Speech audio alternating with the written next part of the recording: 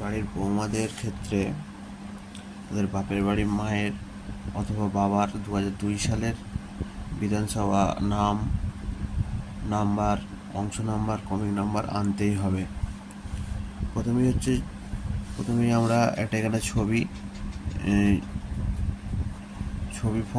আঁটতে হবে, ছবি লাগাতে হবে। প্রথমে জন্ম তারিখ লিখতে হবে এখানে। জন্ম তারিখের পর এখানে আধার কার্ড নাম্বার লিখতে হবে। এরপরে লিখতে হবে মোবাইল নাম্বার। এরপর ওই বৌমার বাবার নাম লিখতে হবে, বাবার এপিক নাম্বার লিখতে হবে। মায়ের নাম লিখতে হবে, মায়ের এপিক নাম্বার লিখতে হবে।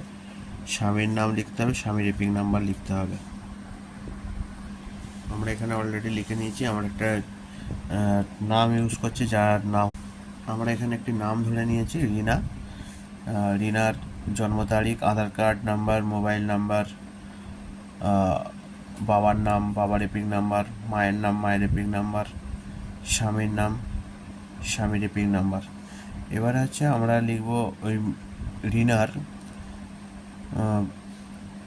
বাবার 2002 সালের যে এপিক নাম্বার আছে সেই হিসাবে আমরা লিখব। আগেই লিখেছি রিনার বাবার নাম হিরু ঘোষ। এপিক নাম্বারটা আমরা লিখব 2002 সাল অনুযায়ী। এর পরেরটা লিখব আত্মীয়র যেখানে নাম আছে সেখানে লিখব হিরু ঘোষের বাবার নাম।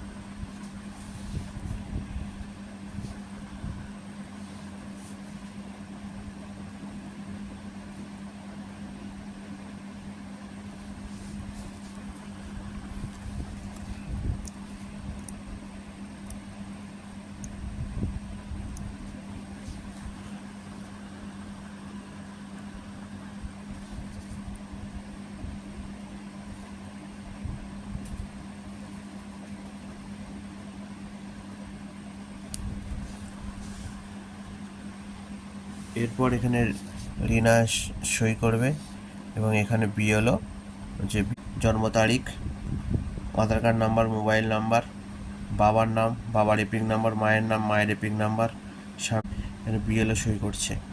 এটাই আছে। কারো যদি বাবা মা না থাকে সে ঠাকুমা দাদুও ইউজ করতে পারে।